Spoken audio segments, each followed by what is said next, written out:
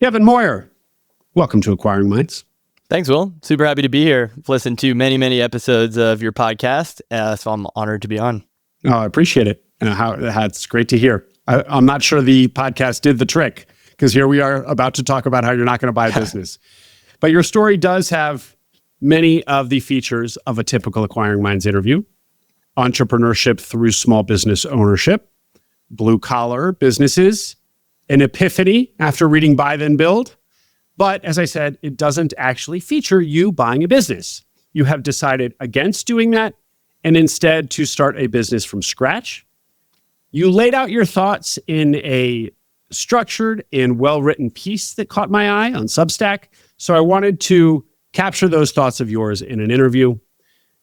Let's do this chronologically. Kevin, fair to say that it starts in 2021? Let's begin there, or wherever you need.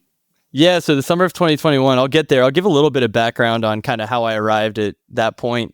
Growing up, I was not like a lemonade stand type of kid. I was not really exposed to entrepreneurship in any way. I was very much like, my default like factory settings are follow the path, follow the rules. So when I listen to people come on and talk about all the things that they were doing, I'm like, I wish I was doing that when I was growing up. That wasn't the case. So I went to college, got a job out of school.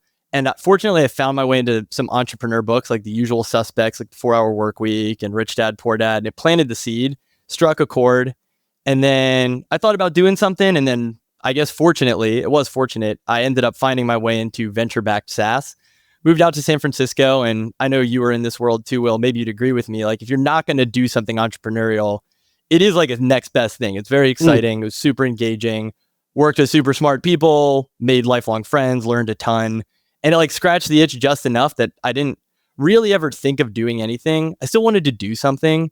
And when you spend time in that world, it becomes like, all right, if I'm going to start a company, that's what I'm going to do. I'm going to raise venture money. I'm going to hire a bunch of people and try to have a $1 billion exit.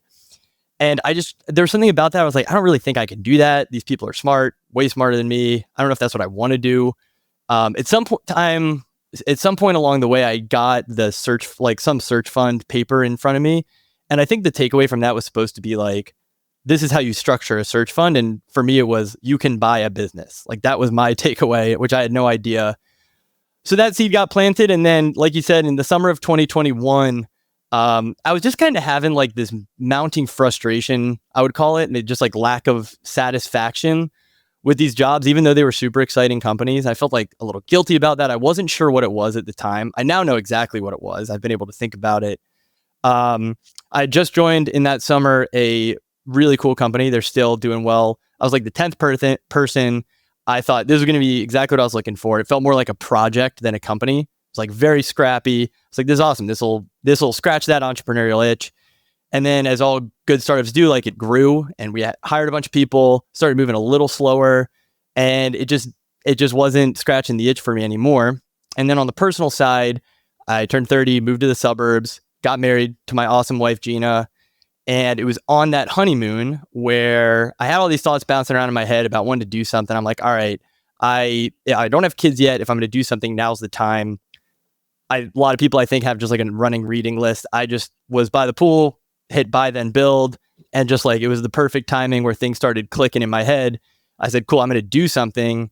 Kicked around some different ideas, looked at some sims, kind of realized, as we'll talk about later, like, wow, this is some big kid stuff here. Maybe I'll start with a franchise. One of my best friends, Zach Hargis, had just signed on for Smash My Trash. And when he told me that, I was like, it wasn't actually right away that let's do Smash My Trash. I was like, let's go look at some franchises.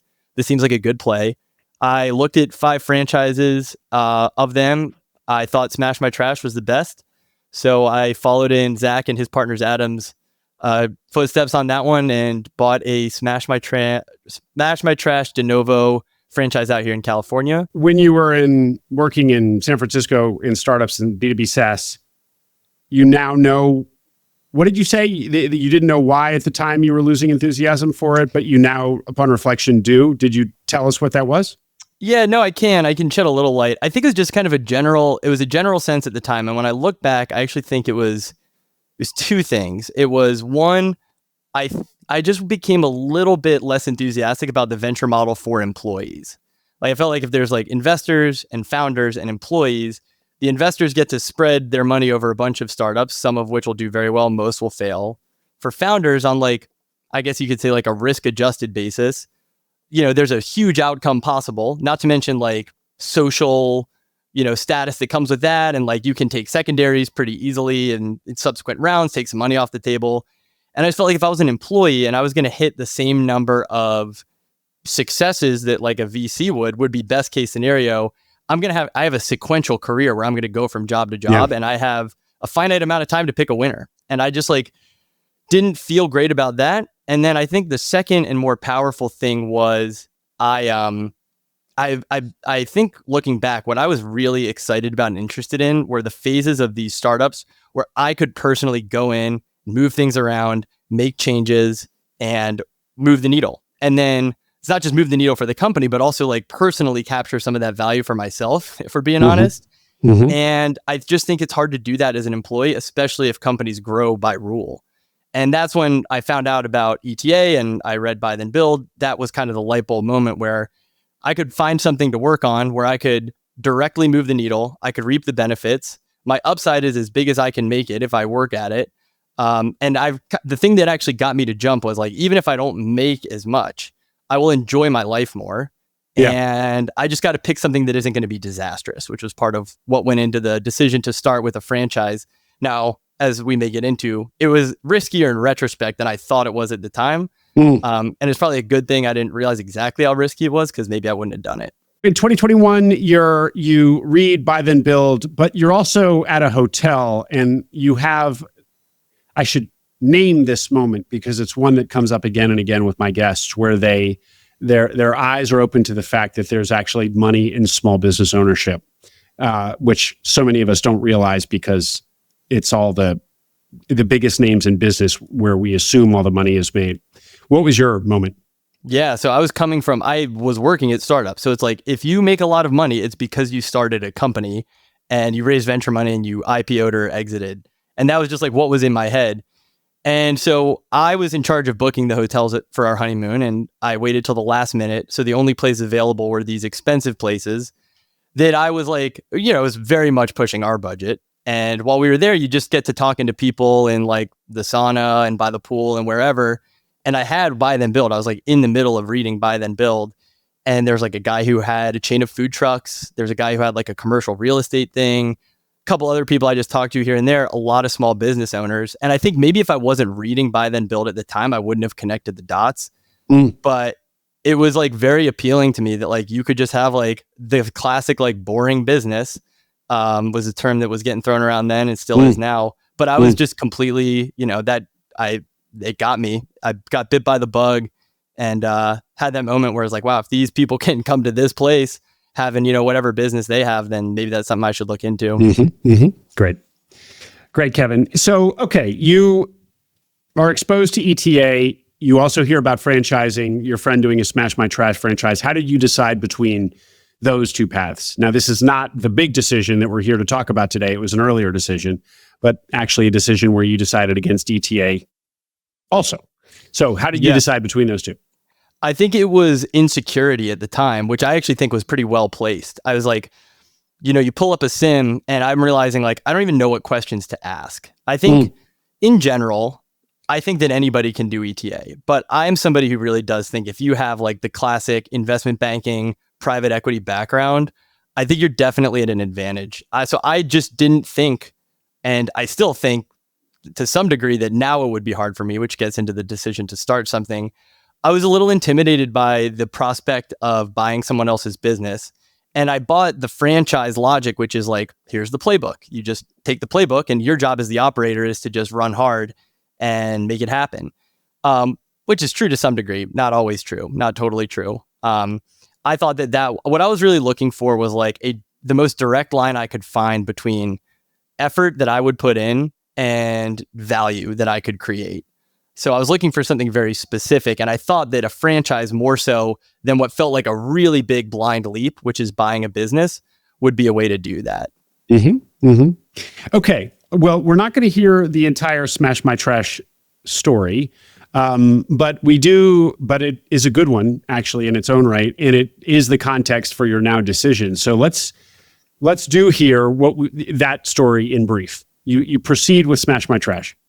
Yeah, so I signed the franchise. Tell people what it is, Kevin, because we all know it. We talk about it like everybody knows, but sure. Not. Yeah, so Smash My Trash is a franchise. The basic idea of the business is we have these trucks with a thing on the back that's a machine with a boom arm, and imagine like a rolling spiky drum at the end of it. What it does is it backs up to open top dumpsters, like if you've seen those big rectangular dumpsters, and it smashes the trash inside. And the reason why a company would want us to come do that is that those dumpsters fill up with trash, and every time they get full, you got to get it taken away, and there's a fixed cost associated with that. It's a haul fee. So every time it's full, you call the trash company. In some places, it's $300, $700, $1,000. It's expensive to get it hauled. That trash in there is not space efficient. It's fluffy. So our job is to come in, smash the trash down, and it's a very simple business model and value proposition, which is we figure out how many hauls we're going to reduce in your month. We quantify that. It's very easy to do. And then we do a split of the savings, and our fee is part of it. And then the customer ends up saving the rest. So it's a no-brainer of a service if you can get somebody to just agree to it and let you try it, which was, again, part of my logic of like, I wanted to find a straight line between like, I just need to go find where these dumpsters are and just find somebody in charge of it. And I can convince them to do this. And it's going to be like the straightest line between me working and me, having a successful business. I don't have to be smart about deal terms. I can just kind of get into it and do it. So that's Smash My Trash in a nutshell. And it's a relatively new, or it's a quite new system, actually. Yeah. Relative to a lot of franchises, it's relatively new. I think they started franchising it in 2020. The guy who started a couple years before that as an independent business. And then in 2020, they started franchising.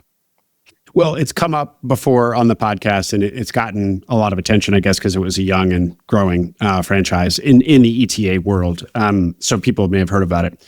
Great. So you proceed with that. What does take us down the story of your Smash My Trash franchisee? Yeah. So I bought the franchise I signed the paperwork in December of 2021. This was like peak, delays with supply chain. So I opened in August 2022, and I had 3 territories, 1 truck, 1 driver. I felt like I was skating on thin ice because the great thing about Smash My Trash is you have recurring customers, but those first couple, it's like you really need them. And I'm new at it. I don't exactly know everything. 1 driver, 1 truck goes down, driver gets sick. Very stressful. So that first sprint there was me driving. It's 90 minutes away. So my territory, I bought it thinking, I'll just figure it out. But it was 90 minutes away, which is tough. It's tough to drive, multiple hours a day. But that's how I got so into your podcast, was on the drives to and from. So there's a benefit in that way. But I was going down there, just knocking on doors. I had somebody overseas put a pin, like zoom in on Google Maps and put a pin on every single dumpster in my territory. And I would just drive around, and I was doing basically door-to-door sales. Eventually bought another truck, hired another driver, ended up driving down a little bit further south, even further from my house. So like 2 hours into the agricultural center of California, and kind of found like a trash gold mine down there. Ended up buying 2 more territories, and ended up growing a lot there with some of the agricultural companies. And so the current state of the business, we have 3 trucks, between 3 and 4 drivers. I have a virtual assistant, and then it's me. How does it do? Can you tell us some numbers? Yeah. So it's not very big, but I'd say, so in 2024, we did just over $1 million in revenue. Our EBITDA, if you want to even call it that, was like 420. And then my total debt service for the year was like 160. So my total take home after debt service and everything was about 260. And you've gotten it to be, forgive the use of this cuss word, passive. Decently, yeah. I built it from 1 month in, I realized like I'm not going to be able to keep driving down here. So I did things, and I made a lot of decisions along the way that made it so that it could be passive.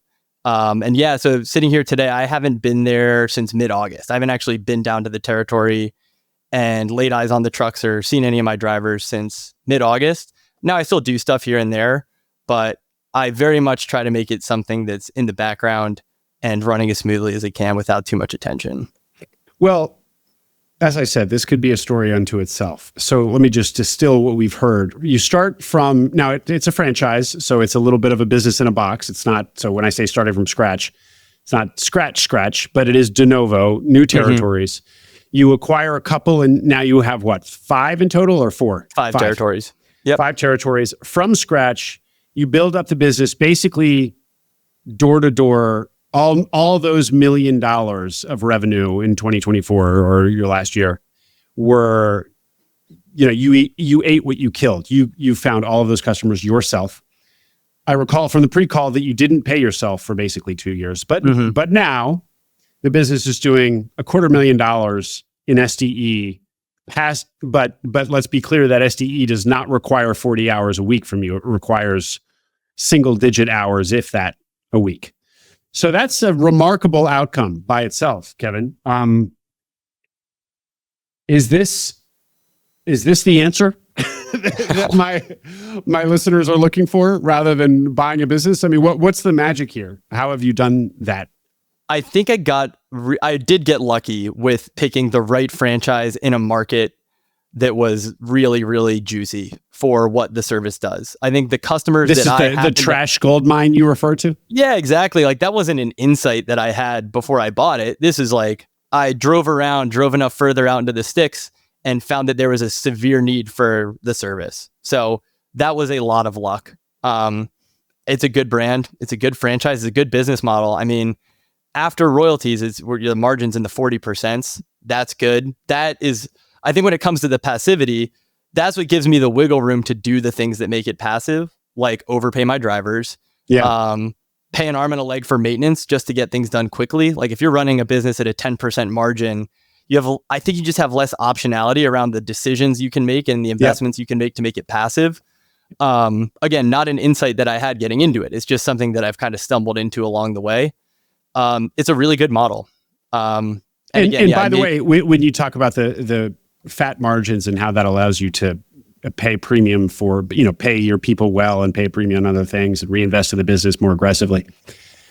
In ETA, of course, there's often a big debt payment. And so that constrains business buyers somewhat. It really burdens the business. But you, in fact, and so one listening to you might think, oh, well, he doesn't have that either. So he's got that wiggle room. But in fact, you have debt on this business. You have debt for the vehicles. You had startup that you took a loan for like an SBA loan for startup. How did that work? Yeah. So to get started, I took a $350,000 SBA loan, which covered basically the first truck. So I injected some cash too. Between my friend and I, we each kicked in collectively somewhere in like mid 100K, and then 350,000 loan from the SBA, and we bought the truck and the franchise rights, and then some cash in the bank. So out of the gate, the debt service was like $5,000, I think, at the time. And I closed 2 accounts, and the debt service was covered. And I closed, 2 more, and the driver was very quickly covered after that. And I guaranteed the driver's hours. So at a certain point in the first couple months, it felt like it was just gravy on top of that. So I think the magnitude of the debt service relative to what the business was able to produce, because it's a good model and it's recurring, ended up not being something I had to worry about. I worried about it in the first 2 months a lot, but after that, it hasn't really been an issue. Great. And Kevin, if you are doing so well with this, with 5 territories, why are you not trying to accumulate more territories? Yeah, thought about it super hard for the whole last year. It was basically like, do I double down on the Smash My Trash business, or do I do something else? And the decision was largely personal, I would say. I had my first kid in January of 2024, so he's a year old now. We have another one on the way. And this business is, if you're going to grow it that aggressively, which you kind of have to, because growth happens in these big step changes. So in some businesses, like the new one we're starting, which we'll get into, you can kind of just like slowly increase your Facebook and Google budgets over time and kind of grow gradually. With Smash My Trash, it's like you buy a new territory, you buy a new truck, you hire a new driver. And so it's a big capital outlay. And in order to grow, to keep pace with that, you have to either be there in person, which is what I know how to do. I know how to go there in person and physically grow one of these, or you have to hire somebody really great to do your sales. And given the fact that I just started cash flowing it last summer, it's like I could hire a sales rep. I'm still thinking about it. But right now, I'm in a phase of I don't want to be driving down to Salinas every single day like I was before. I think it's in a good spot. It's covering a lot of our living expenses as is. And so I made the decision to try to do something that I could do more locally without having to drive down there as often.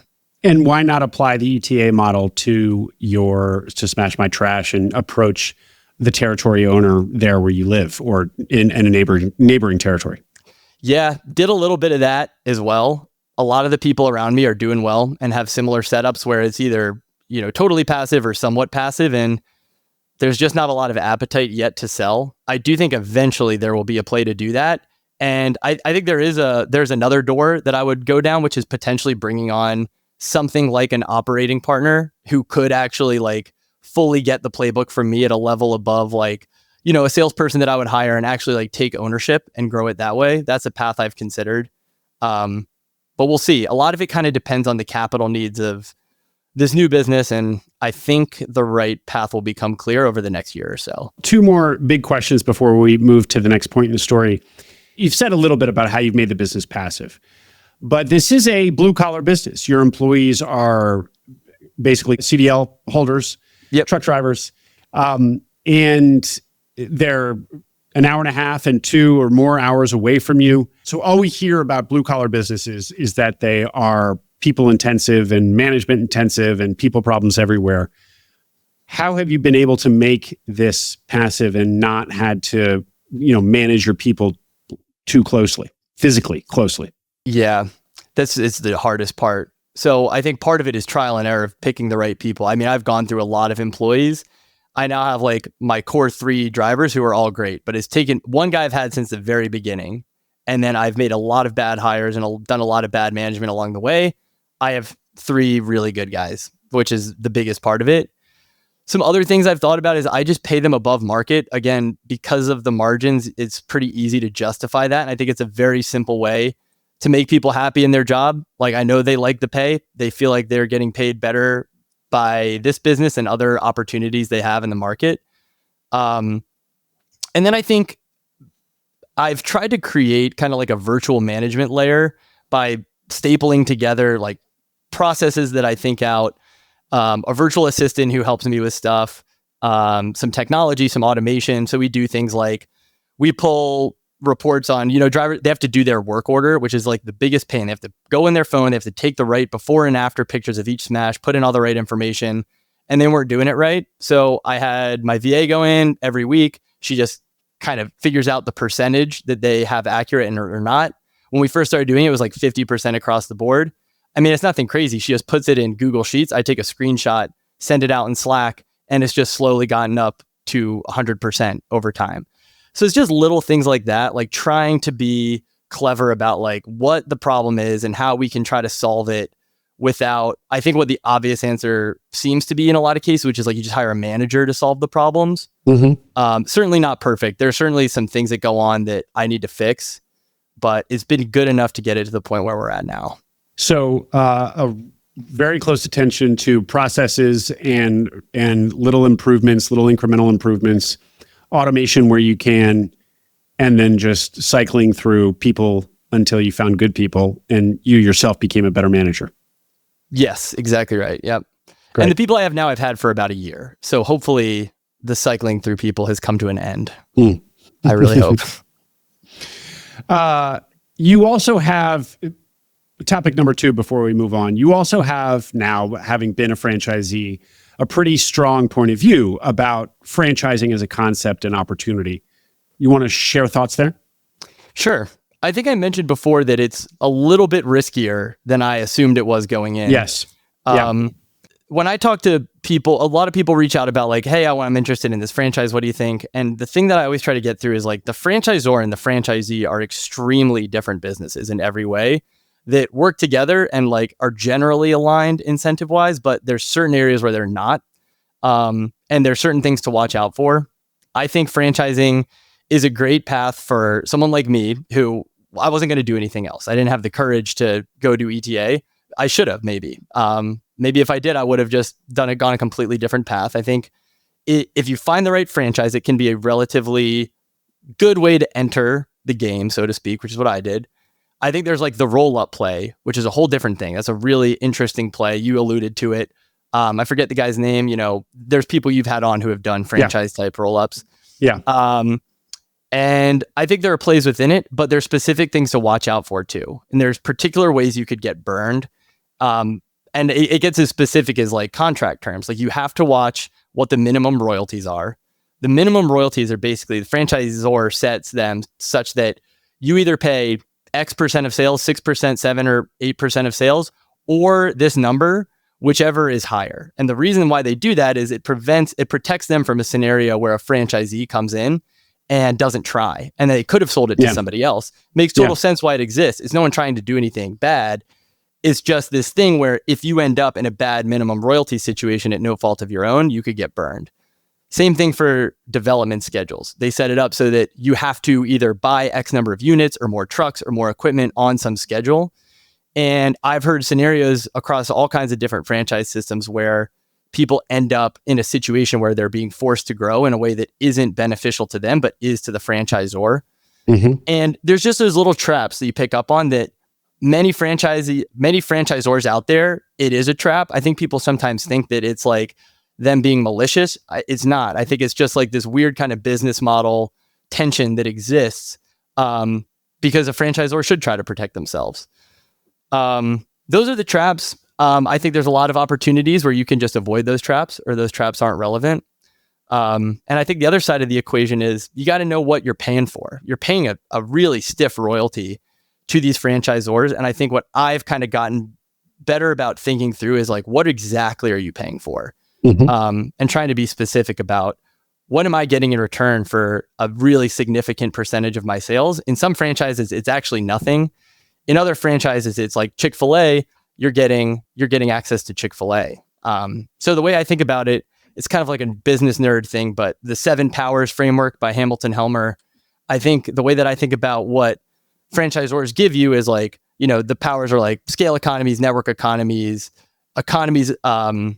switching costs, cornered resource. And I think if you're in a really good fast food restaurant, you're getting access to the Chick-fil-A recipe. There are certain franchises where you get access to like a dealer network and you get better pricing. So you get scale economies. Some franchisees offer you actual value for your royalty and many don't. Some of the resistance to franchising is about the royalty fee. And often you'll hear that the complaint is that, what am I getting for this money? So that analysis of really understanding what you're getting for that royalty is of course paramount.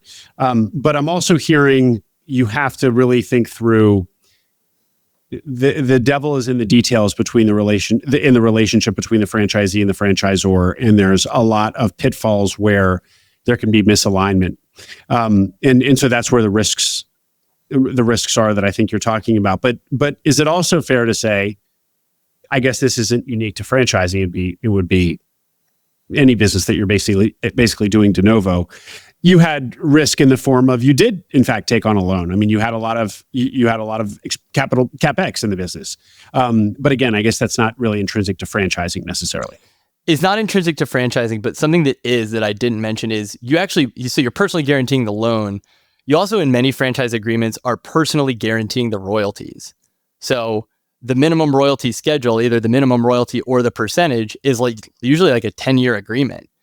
Yeah. I don't think I had an appreciation, to be honest. I'm embarrassed to admit that, but like I did not have a full appreciation for exactly what that meant when I signed up that I do now. And I'm like, wow, okay, that's a pretty serious deal you're signing. You got to be really sure it's going to work out. In my case, it did. Again, it wasn't because of any special insight. It was a lot of luck.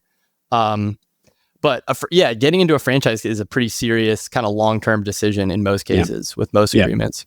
Great, Kevin. Okay, so you get your smash smash territories to where they are, and you start evaluating what's next, and you revisit, I guess, ETA, and this is where you do some hard thinking, and maybe we move into some of these takeaways from your article. How do you want to lead us?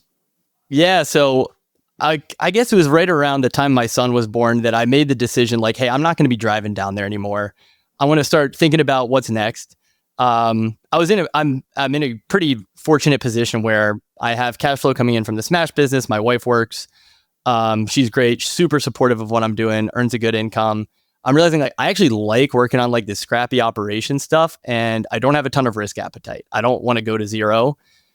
So I started like, I was super interested in ETA. Like the goal all along, I don't think I said this, was like, after Smash My Trash, at some point in the future, I'm going to buy a business. I would listen to people who came on your podcast, and it was like, that is 100% what I'm going to do. But as I started thinking about my position, and I kind of got a feel in the market of like, it seems really competitive, my mind started going to like, okay, I'm actually going to buy small. Like that was kind of my approach. You've had guests on that have bought small and have been explicit about buying small is like a way to get into an industry. There's someone out here, Nick Hashka, who I think you know. Oh yeah. He's an impressive guy in my area. I've met him in person a couple times, and he's doing a pretty cool play right now in the generator space that I believe started with, a relatively modest size acquisition. He has a great plan for that he could articulate better than me. But I had all these thoughts bouncing around in my head of let's just start small.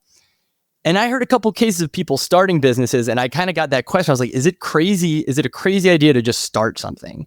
Because it's like, all right, I've done a full 180. Like I left this venture world and I got all excited about ETA. Like what would starting a business actually look like?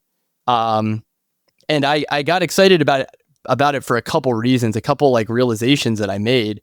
The first is that I could choose whatever industry I want. So I'm looking at these sims, I'm trying to get smart about certain industries. And I was like, if I start something, I could actually just like pick exactly what I want to do in the market where I am that would make sense, that fits what I want. And I also liked a couple other things about it. Like I'm a big fan of Jeff Bezos. He's always talking about reversibility. And I think that starting a business is a reversible decision. Like we are not getting a loan. We're not raising money from investors yet. It's a two-way door. Say more about the one-way and two-way doors, which is how Bezos characterizes this. Yeah. Buying a business is a one-way door. Buying a franchise, like I just said, you're signing a long agreement, you're doing some serious stuff, you're getting debt. It's a one-way door. You can't go, but you can't turn around and go back through the door. You can't turn around. And I think, and again, maybe it's just because I'm not courageous enough, but like I feared a situation where I bought someone's business.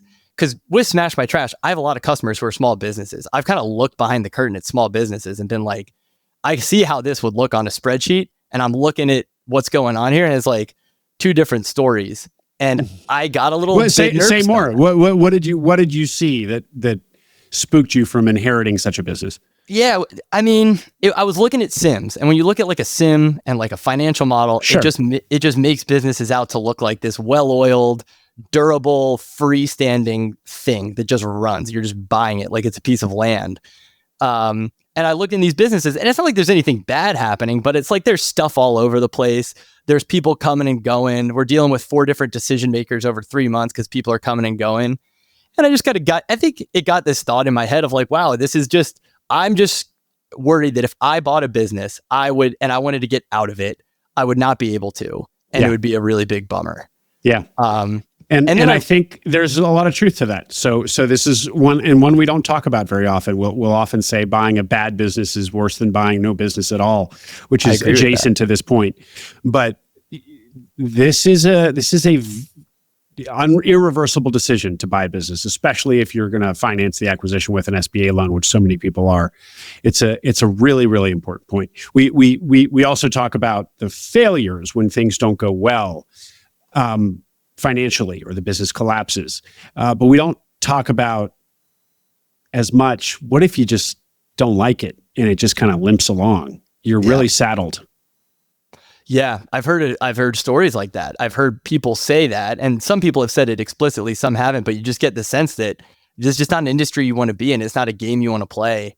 And I think it's really hard to know that until you're deeply in it and you've already kind of gone through the one-way door, which to get to starting a business, like the two-way door, I realized like we could just start something, and if we decide that it's the right move to acquire, then we can just go acquire then. We can go make that irreversible decision once we have the information needed to make that decision with a ton of conviction.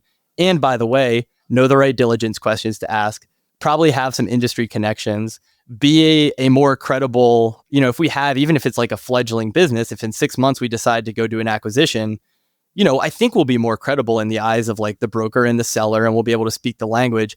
And the idea is like, I love the idea of ETA. There's a reason I listen to your podcast so much. I think we can just go do that at some later point and preserve the optionality where if we just get in and we say we don't want to acquire, we just want to do organic growth, or maybe there's a world where we franchise it out. There's a bunch of different paths that are open to us. And I think as we spend a couple months working at it, the right path forward will become clear to us, and we'll be able to do it with confidence that I don't think that I personally have right now, sitting still kind of on the outskirts of the industry.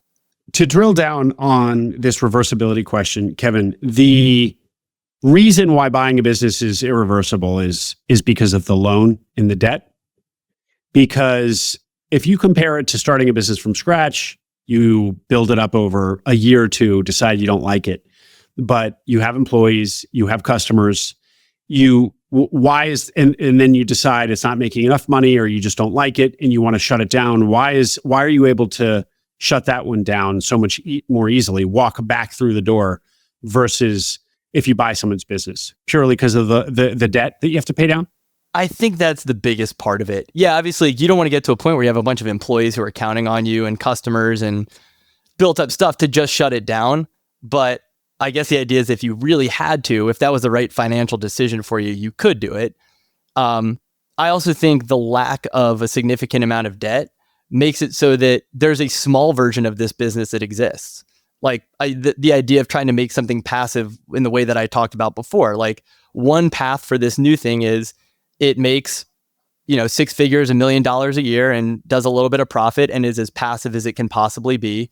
And then it goes in kind of like the same mental category for me as smash my trash. And then maybe we move on to the next thing. And I think if you don't have debt to service and you don't have investors who need a return, you preserve that optionality to create something that's kind of intentionally small and passive, and just kind of something else on the side. Mm-hmm. Mm-hmm. I hope it's not the case. I hope this is the big one, but it is an option for us. This point about seeing behind the curtain in a lot of these small businesses, your customers at Smash.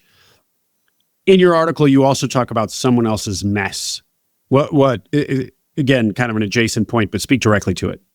Yeah, I think that the realization I've had from this is partially from my customers, but partially from just talking to people in the space and going to conferences. I kind of realized that, like, again, you see a sim, you see a financial model, it looks like this thing that's just like part of the universe. But I think most businesses are just extensions of the owner and their lifestyle and their personality and their quirks, and the employees are people that they know. I think they're a lot more attached at the hip, the business and the person, than it looks like on the outside in a lot of cases. And I think what that leads to as it relates to ETA is you just don't always know the right questions to ask.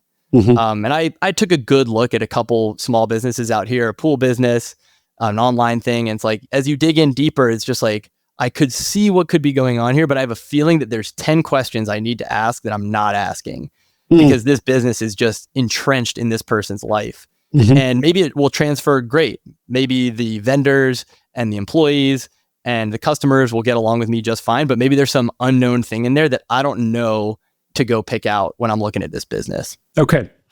And then the competition in ETA, which we hear about all the time, and yours truly contributes to. So you were just also starting to feel that maybe the best window to do this was yesterday. Maybe, I don't know. I think I think it's just about trade-offs. I think you could still do really well in ETA today.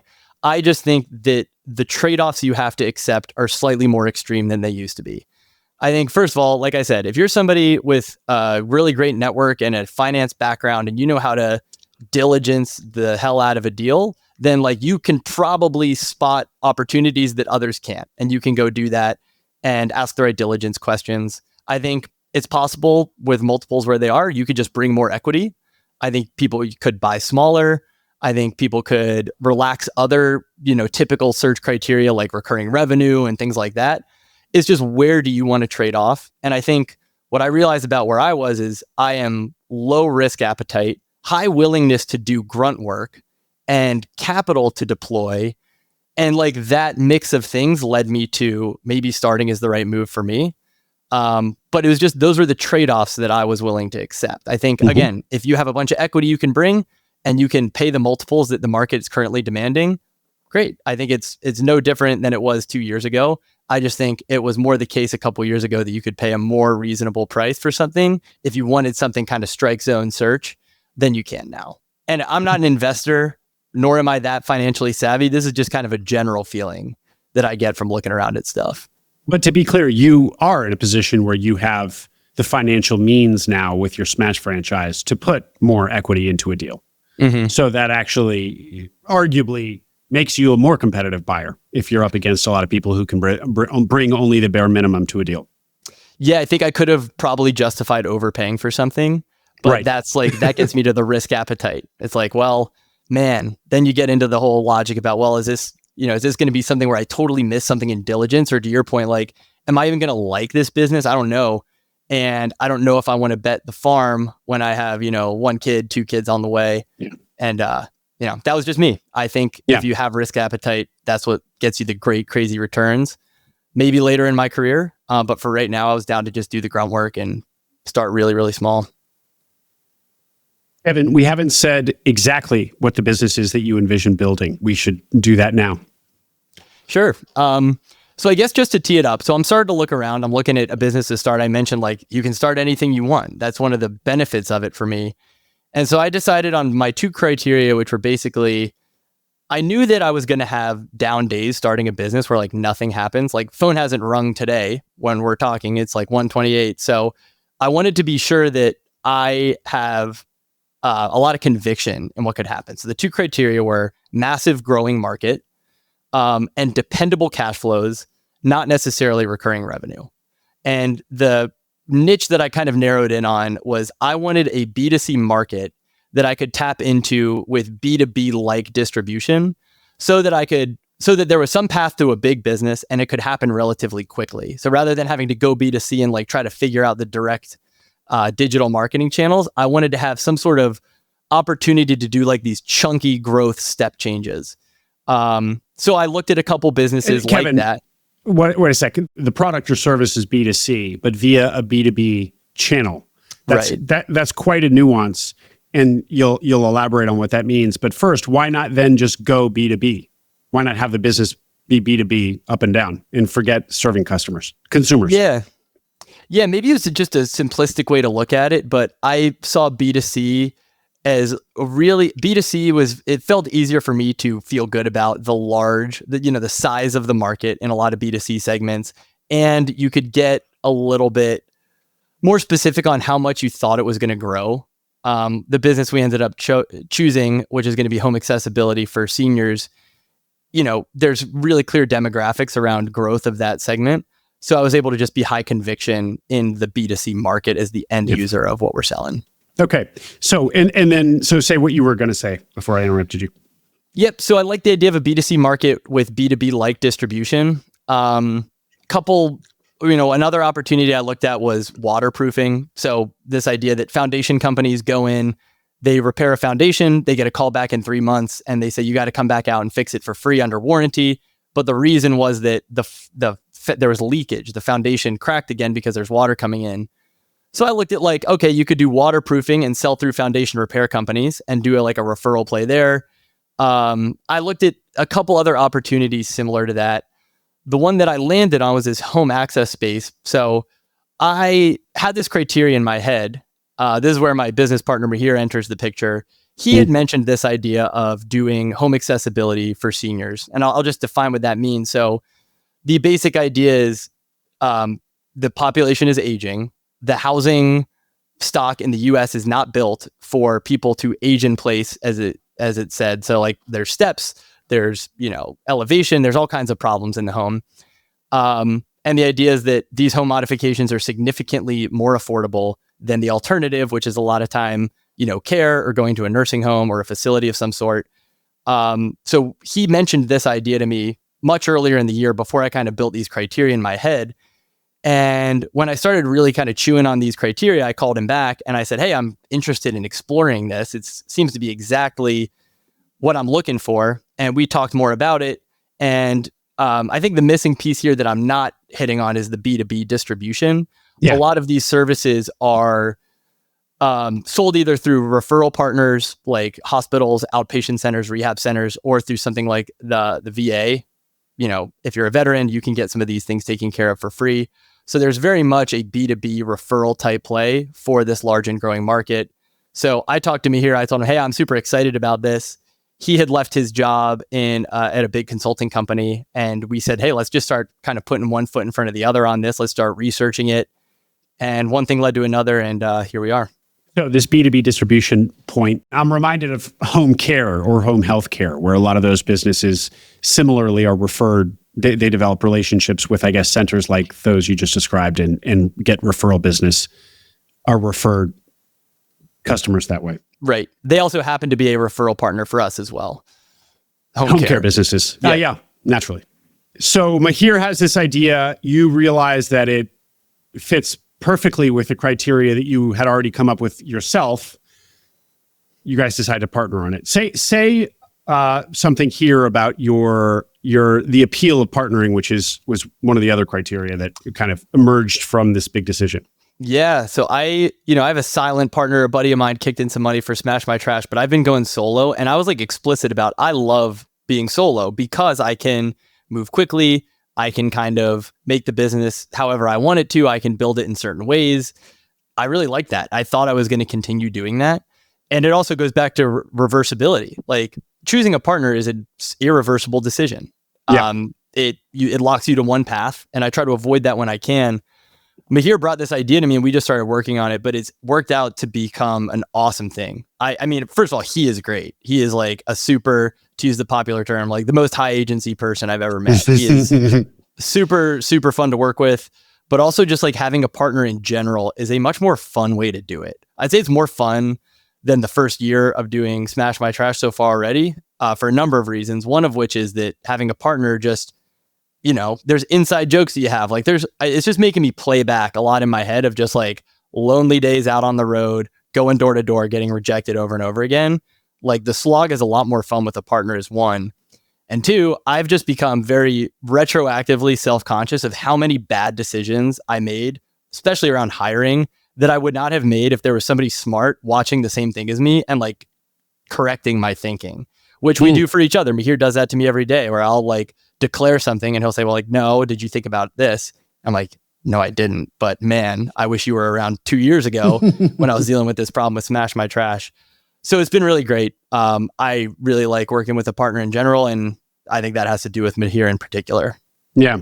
Well, so this is a celebration of finding a good partner, but that has nothing to do with ETA or not. I mean, you might make the same argument for buying a business that you do it partnered. This is more just an evolution in your own kind of your own thoughts and feelings as a business person that you like doing it. You found with a good partner. Yep. And I think it happens to be the case that he and I were excited about the same business, and he was also excited about starting something for a lot of the reasons we talked about. Yeah. And is he former tech? No, he worked in entertainment. So he was he worked at ESPN. He was a journalist, and then he got his MBA and he went to BCG. Okay. Yep. Okay, great. Predictable cash flow, recurring revenue. You said the appeal of the B2B distribution channel. Tie this into how recurring revenue is overvalued. A provocative statement for the ETA world. Yeah, so I read one of my favorite podcasts that I've listened to of yours is with Johannes Hawk with the turf company, and he wrote something about this. I'm just basically taking his idea and just saying, yeah, this is great. I totally agree with it. So he's the one who came up with this, is me just agreeing. Is the idea that it's not recurring revenue is one way to achieve the thing that actually matters, which is dependable cash flows. It's probably the best and most reliable way to achieve dependable cash flows, but it's not like the only way. And because it's the default way, you end up having a couple problems with recurring revenue. I think in general, like if you're going to buy a business that has recurring revenue, you overpay because everybody wants it. It's everybody's criteria. I also think it tends to be more competitive. Like pest control is recurring and it's very competitive because everybody wants that recurring revenue. So I read Johannes's article and I started thinking about like, well, what are other ways you could generate dependable cash flows without having recurring revenue? And I just think these referral channels that are really consistent and durable, are a great way to do so. It's never a sure thing. You're never going to be able to project like exactly what your revenue is going to be next month, but you can get pretty close. And that was a trade-off that I was excited to accept. Just having this idea of a constant channel that's running without necessarily having recurrence with my customers directly. You're right. I know that article of Johannes's in his interview with Acquiring Minds. To your point, one of your favorites is a really, really strong one. So Johannes Hawk, everybody, Google that. The other good thing about the quality of your revenue is that it's driven by a natural process, which is people aging and needing accessibility in their homes. So it's I guess you could argue it falls in the need to have category of service as opposed to something discretionary. So in that sense, you could argue it's like HVAC or plumbing where stuff breaks inevitably. So there's always going to be a new cohort of users who are picking up the phone and needing your services. And the same way people are always aging. So there's just you can rely on the demand there being constant. And in your case, looking at demographics, know that actually the demand will swell. Great. Lastly, before we turn to a couple of points you made about what hasn't changed in this evolution of yours, the complex businesses can be better than simple ones. We all prefer simple businesses. Boring businesses are simple businesses generally. But say more about, set us up by why we should like simple businesses, and then tear us down by actually why you're now drawn to complexity. Yeah, it's basically my own thought process was I loved Smash My Trash because it is a simple business. Yeah. I have drivers that do the same exact thing every day. They deliver an incredibly straightforward value proposition, and it runs like clockwork. And so I was drawn when I was doing this whole kind of like haphazard search, if you even want to call it that, for my next thing. Simple business was at the top of my criteria. I wanted something simple. And I think what I realized is everybody wants a simple business. And so when I started to think about the trade-offs, I was like, well, what if complexity was a trade-off I was willing to accept? This is a complex business, this one that we're working on. And what I've realized as we've gone along is that the complexity can be a feature, because if you can get in there and actually kind of figure out what the different categories are that make it complex, there's just a larger surface area to optimize. There's just more axes on which we can compete, more ways that we can win, more ways that we could build, strategies that help us out. Maybe it's exactly how we figure out these referral channels. Maybe it's like really getting to the bottom of every single program that could pay for one of these services and formatting it into content and giving it to customers. Maybe it's the way that we the way that we hire installers. There's just so many different things. And when you think about it from the outside looking in, it feels overwhelming. But as we've gotten into it, we actually realize like each one of these things is something that we could win on if we figure it out. I should also say that there's people who have really great businesses in this space that have helped us tremendously. A guy in Chicago in particular, Frank's his name. He let us come out and spend a week just at his company. And he took our installer that we hired there for another week. And you get in there and it's like, okay, this is complex, but there are people who have not only figured it out, but have been willing to help us. And I think that's actually now one of the things that I'm most excited about, is just getting my hands on why it's complex and figuring out how to make it all work together. So complexity as moat, you figuring these things out is basically, and systematizing them and refining them is building equity in the business, because it distances you from some would-be competitor who's trying to get in the business to compete with you tomorrow. That's right. And let's get into the business a little bit, Kevin, now that you've said you've actually seen inside Frank's, was it in Chicago? Yeah. So this is essentially a contracting business, a construction business. You're going in and you're doing a construction project where you're doing what? Like an automated chair down the staircase. Give us a couple of example projects that you might do. Exactly. So what you just said is a big one. So it's construction-esque. I'd say the difference is it's most of the time it's like a 3 to 4 hour job.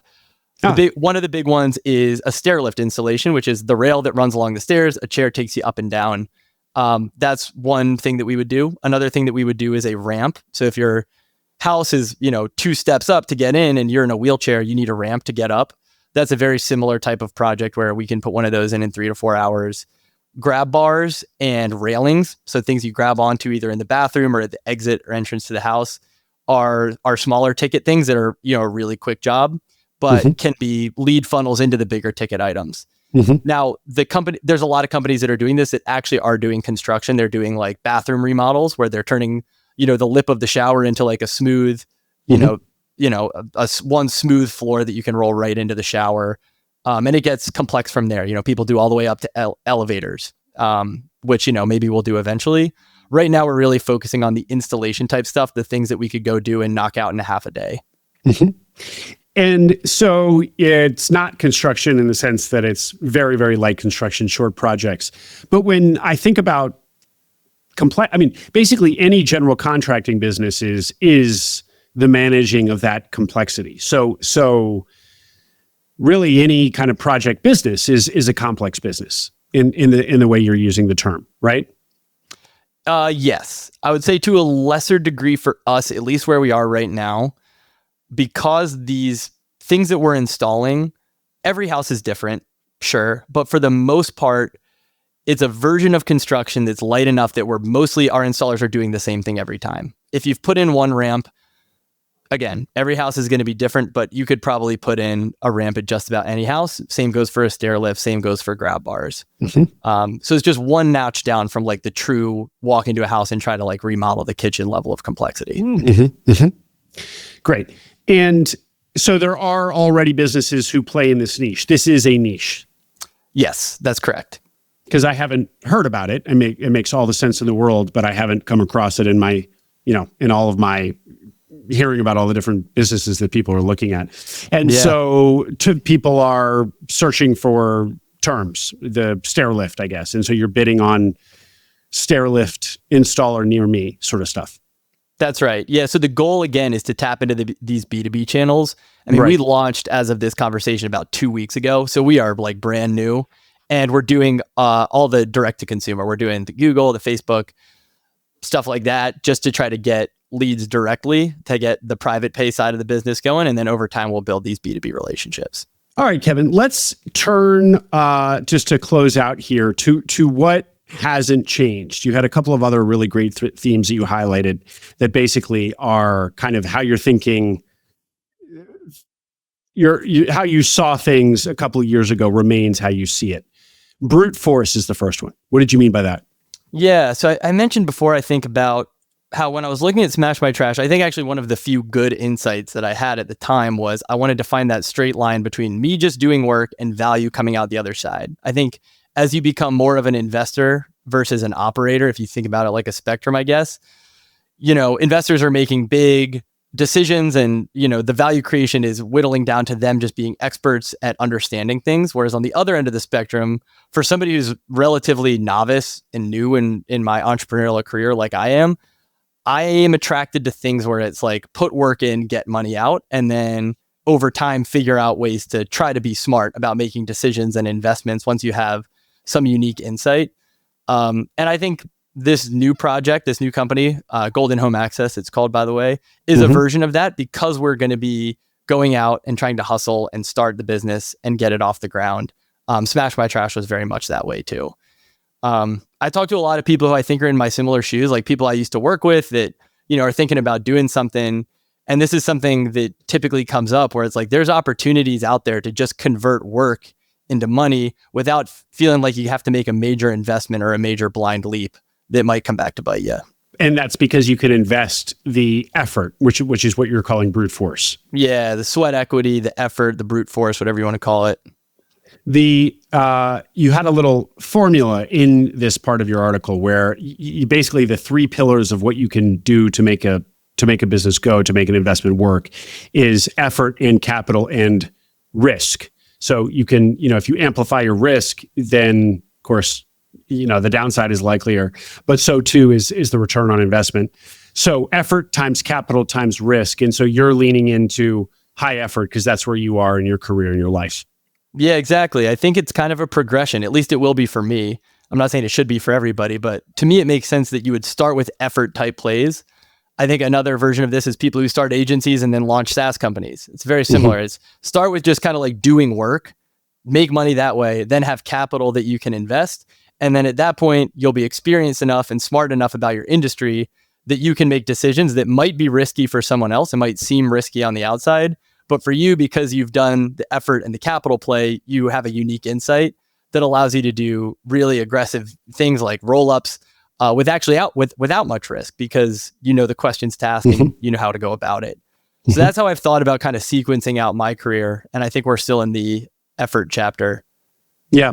Well, it's also kind of the progression that we're all pretty intuitively familiar with, which is at the kind of first rung, you're selling your time for money, and you want to get beyond that rung as quickly as you can. Either sell your time for a lot more money, but eventually, hopefully, you have your income be decoupled from the amount of time that you're putting in, and that's typically done by putting capital to work, as opposed to putting your selling your hours. Yep. Binary outcomes. What are binary outcomes? Yeah. So this is a Chris Kerner thing. I think you're familiar with him. Yeah, he's a cool Chris follow on Twitter and stuff. He talks about this with businesses. Like, binary outcome businesses are businesses where the work is either done or not done. And I think another example would be tree removal, which he's got a business in. He's got a business in. So this is the context where he usually talks about it. He says the tree's either gone or it's not. Whereas something like, I guess to pick on like house painting or interior design, like there's an entire gradient of how well it could go. And the customer may like it, they may not. That creates a lot of confusion and 1-star reviews and you going back to do work and calling angry customers. So this was something else that I thought about, was just like a done or not done binary outcome business, which for the most part, I think Golden Home Access is playing in. You know, if we put in a stair lift and it works, then the stair lift works. And if you look at some of the businesses we admire in this space, it's all 5-star reviews. And I think it's because they're great businesses, but also because there is like just a really valuable binary outcome that you're delivering you know, to our customers. You can now get up the stairs and you weren't able to before we got here today. Yep. I think it's tricky because one, you could argue that a construction project, you know, you guys are doing arguably some sort of like very, very light construction, widgetized construction even, but it is basically, you know, making a physical modification to a space, which you could say is construction. When we think about larger construction, you know, landscape construction or something in the backyard or home building or something like that, they are notoriously not binary outcomes, even though they are kind of construction-y. So I think this also gets into the complexity versus simplicity. While you're attracted to the complexity of this business, the actual feature that you're giving to your customer is a simple one, getting upstairs or down. And I think the simplicity of that means that there's less likely to be a tail to the job. I think that's a good way. A way I like also to think about this concept is like, to what degree is there a tail to the work that you've done? And you want there to be as little tail as possible. So under the umbrella of construction businesses, some construction, a remodel of a kitchen is going to have a long tail. The customer is going to make the contractor come back 6 times and complain about this and complain about that. But in your case, or in tree removal, there's not much of a tail because it's such a simple deliverable, clean deliverable, binary, as you said. Yeah. So it's a great way to put it. Really great way to put it. So I think it's like length of tail is one thing, and the other thing is just likelihood of getting a happy customer to 5-star review, because there's a narrower or a way different spectrum of outcomes. But yeah, the length of the tail is a great way to think about it. Physical world businesses. Yeah. I think this gets a lot of airtime. Boring businesses, people are interested in boring businesses right now for whatever reason. I think about it as physical world businesses are just fun. Like having been somebody who worked at software companies where you're very abstracted away from like the actual value creation. So you're dealing with software, you're dealing with like big companies that are buying it. So like go out and watch a guy who pays $700 to the trash company, watch his trash bill physically go down by way of our machine is just like a very satisfying thing to do. Like I'll walk around with a tape measure now with this new business. like, I've like never touched a tape measure in my life. And now I'm like measuring stuff and like trying to figure out where this stuff is going to physically go, and like talking about tangible things that exist in the world is like, I've just found it to be really satisfying and just fun to work on.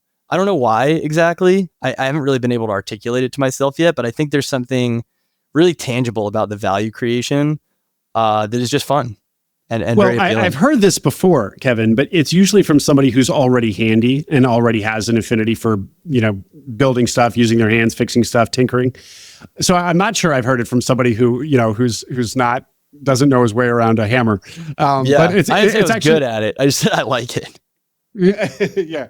No, but it's also encouraging to hear that you're getting into this construction-y or home installation stuff, really not knowing the trade. I mean, you guys are, you're really learning it. And so is that to say that you'll be doing the installations? No, we're doing the assessments right now. We have an installer that we've hired, but what we've realized is like the assessments are not super straightforward. There's a lot you have to think about, like technically construction oriented stuff. So we're trying to insulate ourselves. We have insulated ourselves with, advisor type people, including other people who run this type of business and their technicians that we're able to call on. We've also leaned heavily on our manufacturers who are really good and helpful at, helping us troubleshoot stuff, but we are going to have to learn it. I mean, there's some degree of like construction and handiness that's going to come along with this. Yeah. We'll get there. Frank in Chicago, how big is his business? I don't know if you'd want me to say, but big enough that we want to emulate him. Can you give us a sense of employees, or even that, would you rather not? Yeah, I actually don't know the answer, to be honest. Somewhere between, I'd say 40 and 60. Okay. All right. Well, that does paint a picture. Good for Frank. So I'm really, I mean, like I said, this business makes all the sense in the world. I'm surprised I haven't come across it. It seems like a great opportunity. Yeah, I mean, relative to what you mentioned, like the tailwinds and the non-discretionary nature that you get with plumbing and HVAC, relative to something like that, there's just a smaller TAM. There's just a smaller addressable market. Sure. I suspect that's part of it. It is growing. We think it is pretty niche. Every day we work on it, I get more and more optimistic. I'm excited about it. And of course, there is the part of it too that doesn't always get talked about, where, we were in someone's house yesterday and like people are very, very appreciative of this. They send us long emails. We've gotten a couple long emails, just people thanking us and talking about our technician. It feels really good. It is a very nice thing to work on, that people can't access their house or part of their house and you help them do it. That's a very cool part of this as well. That's worth mentioning. Well, I'm glad you did. And I think we both missed the opportunity to mention that when you talked about the binary outcomes and how somebody couldn't get up the stairs and now they can. And we were thinking about that in the abstract way, about how, job to be done is now done and you get paid. Let's not forget that, this has got to be incredibly gratifying work, that somebody who's having a really hard time, they don't want to leave their house, they want to age in place, and they're struggling to get up and down the steps that they used to bound up and down, or, have in a place they've lived for decades. It's got to be incredibly meaningful. So that's another big appeal to this business. I love that. That would be very motivating. Yeah, it's very motivating. Very motivating to do good work. I mean, a guy yesterday, we put 2 grab bars in his shower and he said, I haven't showered in here in years. I'm going to be able to shower here today. And it's like, if you think about like the gap between the simplicity of the solution and the outcome, installing 2 grab bars is very, very simple. It did not cost him that much. We didn't charge him that much. And now his shower is unlocked. He basically has a new shower that he wasn't able to use before. And so good. People have been really thankful. We've gotten some really nice emails, and I kind of want to just be like, can you please put that in a Google review? But thank you for the email. But a lot of good feedback so far. Got to say that this demographic is probably less inclined. They're probably hard to extract online. Go to Google, fill out this we're trying form. To figure out how to make it as easy as possible. But right now, we're just happy to take the thank yous. Yeah, totally. The other thing I would just say when you talk about TAM, it's always a good reminder for people when they think about, but the market is smaller than plumbing or HVAC. To use a word we keep using, it's a little binary. I think if a market is big enough is the question. Is the market big enough? Is the question, not relative to necessarily HVAC or plumbing or electrical, because it's really more about the supply demand imbalance than it is about size of market. Because sure, the HVAC is a way bigger market than home accessibility, but there are also way more HVAC companies servicing it. Right. So if you, so just because the market's bigger, if you launched HVAC business tomorrow, you would be, beating up your competitors are just killing each other to get for every lead. So TAM by itself doesn't tell us much. It's TAM cross how many players are in this market currently. And so if the market is underserved and there's more supply, more demand than supply, that's really the final analysis. Anything else, Kevin? We've hit on a lot of stuff. This has been just a great analysis. Anything else to say? No, I think we covered it. We're super excited about Golden Home Access. Like I said, we're starting it so we can preserve our optionality. There's a world where we need a lot of capital and we raise it and we grow it. There's a world where we have the organic playbook down and we grow it that way. There's a world where we franchise it. There's a world where we keep it small, we grow geographically. So it's a very exciting time right now to think about all the different options we could go and try to analyze which is going to be the best, which we will have to decide. But I will say, relative to how I felt in the beginning of Smash My Trash, where I did have the debt and I did have this franchise agreement, I felt like the lion was chasing me and I was running away from it. Yeah. This very much feels like running towards something exciting, and doing so with a great partner has been really fun. It's just a very fun chapter of my career, and I appreciate you having me on to talk about it. Well, congratulations on going through a really fun period in your career. That's wonderful to hear. It doesn't escape my notice that it's also because you got this passive business that's thrown off more than $200,000 a year. So you're also in a different financial position, and you have all this great operational experience, and you got a feather in your cap. So you're also just coming at this from a position of power that you were not when you started Smash My Trash. Not to diminish at all your enthusiasm, but you're in a very different. It's been a very productive couple of years for you, and you're in a very different station now. Fair? Yeah, it's been very fortunate in that way, and it does feel like it's paying off, which is nice. And I also just got to give a shout out to my wife, who has a great job and is very supportive of the crazy stuff that I work on, which certainly helps. Mm-hmm. Certainly helps. Great. Well, Kevin, you have said yes to doing a live Q&A with listeners to this episode. So we will share I will have already said in the intro and in a few minutes in the outro exactly when we have that penciled for. And it'll be on the website and everywhere, so people can come do that and ask you about Smash, ask you about starting a quote boring business from nothing, asking you about getting a blue collar business passive. We covered many topics today, so I can imagine there being a lot of questions. Thank you for saying yes to that. Yeah, yes, I'm excited for it. Cool. And otherwise, people can find you on LinkedIn and your Substack. We'll link to that as well. And we'll link to you got a Substack where you have a number of articles. We'll link to that. We'll also link to the directly to the article that caused me to reach out to you in the first place. So sounds good. Check all of that in the show notes, everybody. Kevin Moyer, thank you very much for coming on and sharing with us what you're up to. Thank you, Will. Hope you enjoyed that interview. Don't forget to subscribe to the Acquiring Minds newsletter. We send an email for every episode with an introduction to the interview, a link to the video version on YouTube, and soon, key takeaways, numbers, and more essentials from the interview for those of you who don't have time to listen or watch it. Subscribe at acquiringminds.co. You'll also find all our webinars there on the website, both those we have coming up and recordings of past webinars. At this point, there are over 30 webinar recordings, a wealth of information on all the technical nitty-gritty of buying a business. acquiringminds.co.